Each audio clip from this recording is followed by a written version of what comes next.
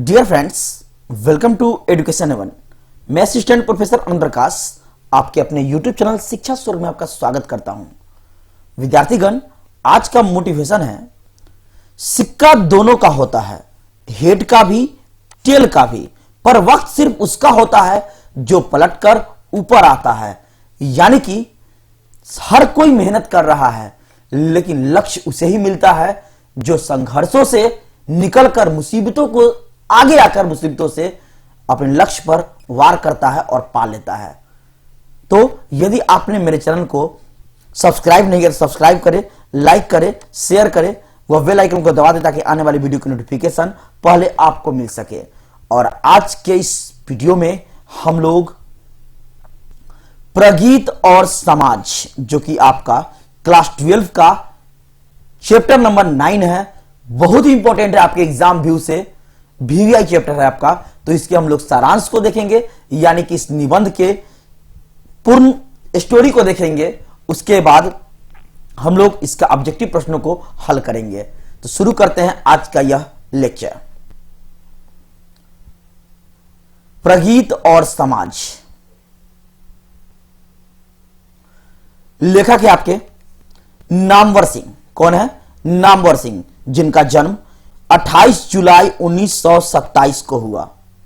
लेखक परिचय देखिए, नामवर सिंह जो कि आपका प्रगीत और समाज के लेखक हैं, इनका जन्म 28 जुलाई 1927 को हुआ। कहां हुआ था? जियनपुर में हुआ था, जो कि वाराणसी उत्तर प्रदेश में पड़ता है आपका। इनकी मां का नाम वागेश्वरी देवी था, पिता का नाम नागर सिंह था, जो कि एक शिक्षक थे। शिक्षा प्राथमिक जो है, इन्होंने प्राथमिक शिक्षा वह उत्तर प्रदेश के गांव में ही लिया। उन्होंने एमए 1951 में बीएचयू से किया, यानी कि बनारस हिंदू यूनिवर्सिटी से किया, और 1956 में इन्होंने पीएचडी किया। नेक्स्ट चलते हैं इनका। 1956 से 60 में सागर विश्वविद्यालय में असिस्टेंट प्रोफेसर रहे। फिर 1960 से 65 तक बनारस में रहकर उन्होंने स्वतंत्र लेखन का कार्य किया।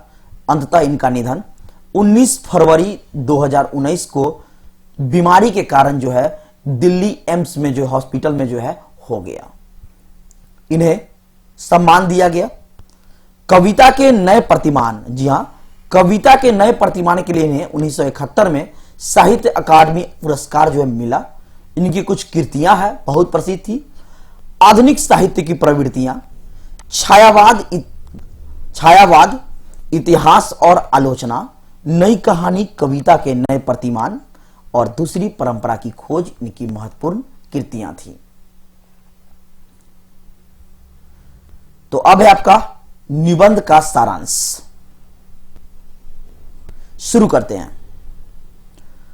प्रगीत और समाज शीर्षक नामवर सिंह के द्वारा लिखा हुआ एक आलोचनात्मक निबंध है। कैसा है? आलोचनात्मक निबंध है। उन्होंने हिंदी के आलोचनात्मक लेखन को एक नई दिशा दी है। डॉक्टर नामवर सिंह की आलोचनाएं रामचंद्र शुक्ल और आचार्य हजारी प्रसाद द्विवेदी के आलोचकों को आधुनिक विस्तार देती है। हिंदी आलोचनाओं को ललितपूर्ण सर्जनात्मक भाषा और मुहावरा देने का श्रेय भी डॉक्टर नामवर सिंह को जो है जाता है। किसके लिए जाता है? हिंदी आलोचनाओं को ललितपूर्ण सर्जनात्मक भाषा और मुहावरा देने के लिए इन्हें जाना जाता है। फिर चलते हैं नेक्स्ट पैराग्राफ की ओर।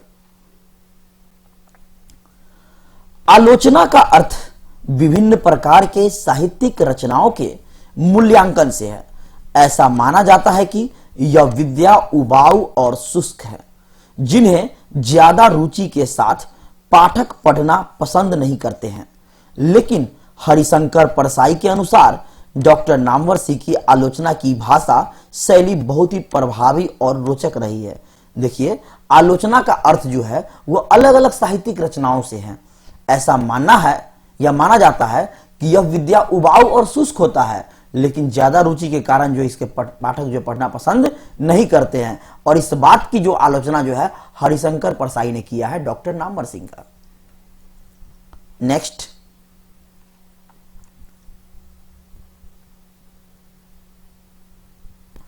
डॉक्टर नामवर सिंह ने प्रगीत और समाज निबंध में कवि और आलोचक दोनों के संदर्भ में एक उदाहरण प्रस्तुत किया है, जिसमें लेखक विशेष रूप से उन कविताओं की ओर ध्यान आकर्षित करना चाहते हैं जो सामाजिक न होते हुए भी अपनी व्यक्तिकता और आत्मपरकता के कारण लिरिक अथवा प्रगीत काव्य की कोटि में आती है।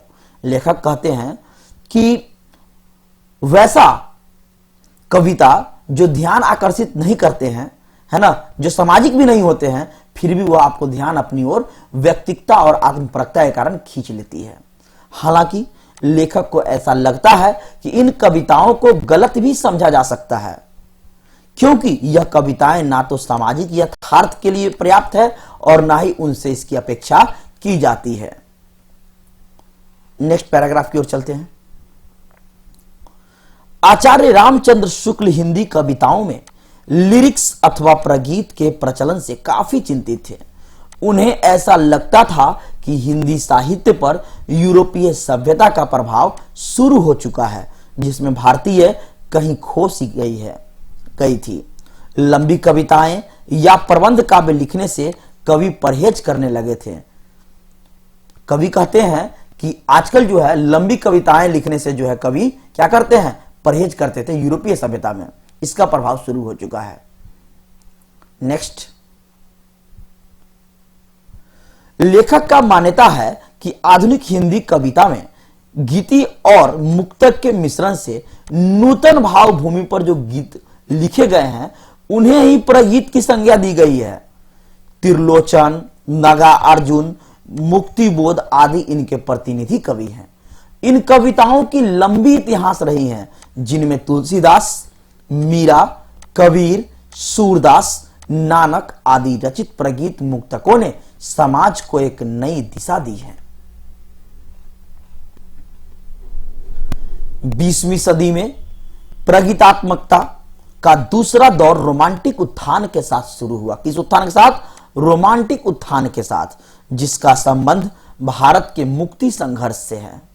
इस दौरान सीधे राष्ट्रीयता संबंधी विचारों तथा भाव को काव्य रूप देने वाले मैथिली शरण गुप्त जैसे राष्ट्र कवि हुए, जिन्होंने देश के बारे में कविता के माध्यम से लोगों को परिचय करवाया, जिनकी अधिकांश रचनाएं प्रबंध काव्य थी। नेक्स्ट चलते हैं। आलोचक के अनुसार प्रगीतात्मकता का अर्थ है समाज के विरुद्ध व्यक्ति, जिसका अर्थ हुआ एकांत संगीत अथवा अकेले कंठ की पुकार, जो हमेशा अकेले आवाज उठाता है। लेखक के अनुसार निश्चित ही स्थिति में कुछ परिवर्तन हुआ है और कवियों की मानसिकता भी बदली है। आलोचक कवि शमशेर की एक कविता की चर्चा करते हुए कहते हैं, उनकी कविताएं अत्यंत सामाजिक बन जाती थी तथा जिस हद तक जाती थी उस हद तक प्राथमिकता से नहीं बल्कि कविता से वंचित हो जाती थी। इस हद तक जो है शमशेर जी की कविता पहुंचती थी।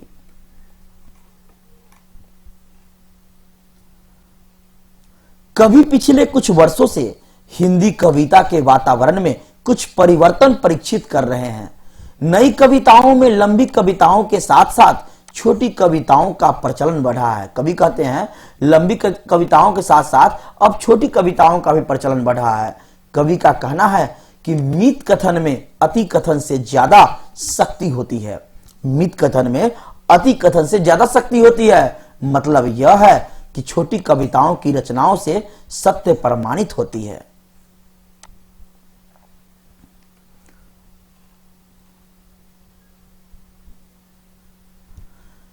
कवि केदारनाथ सिंह ने लघु कविता का उदाहरण भी दिया है।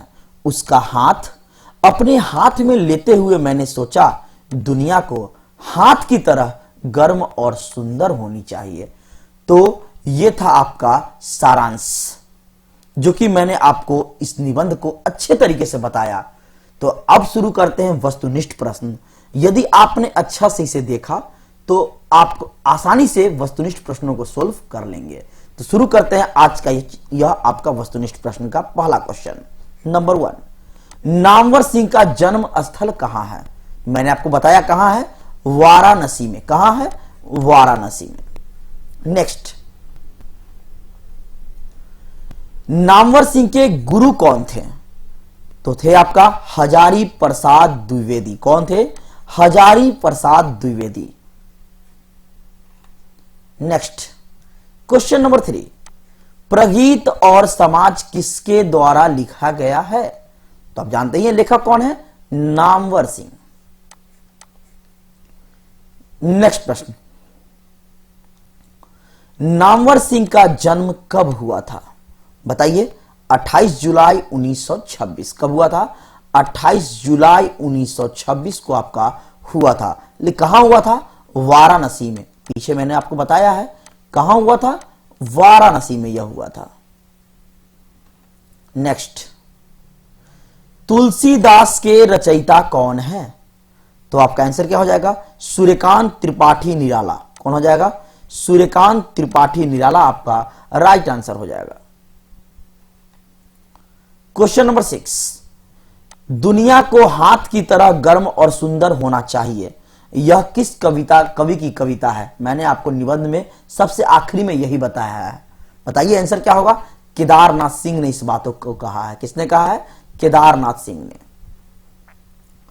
नेक्स्ट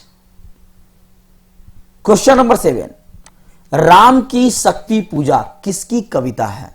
राम की शक्ति पूजा किसकी है? तो आपका है निराला जी की। नेक्स्ट, कामायनी के कवि कौन है? कामायनी के कवि कौन है? प्रसाद जी हैं।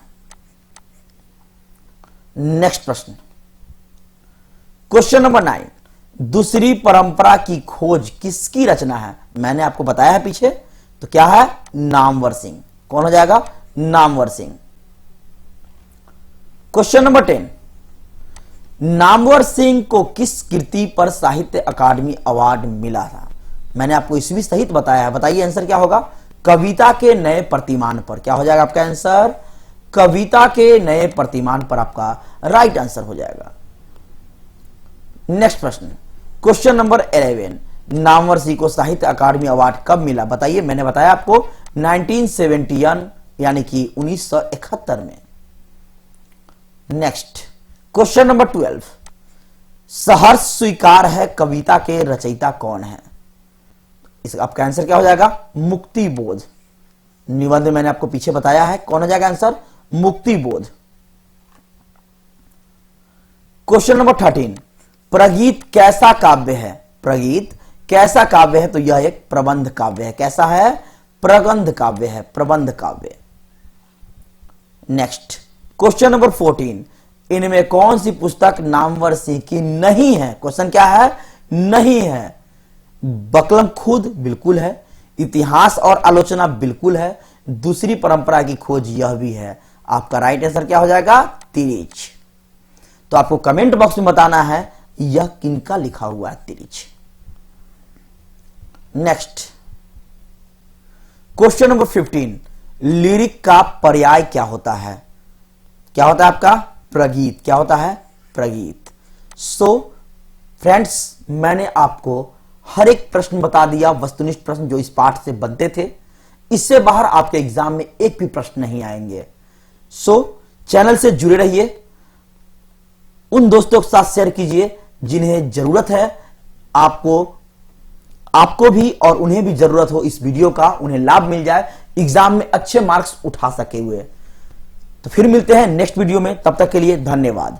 Thank you for watching this video.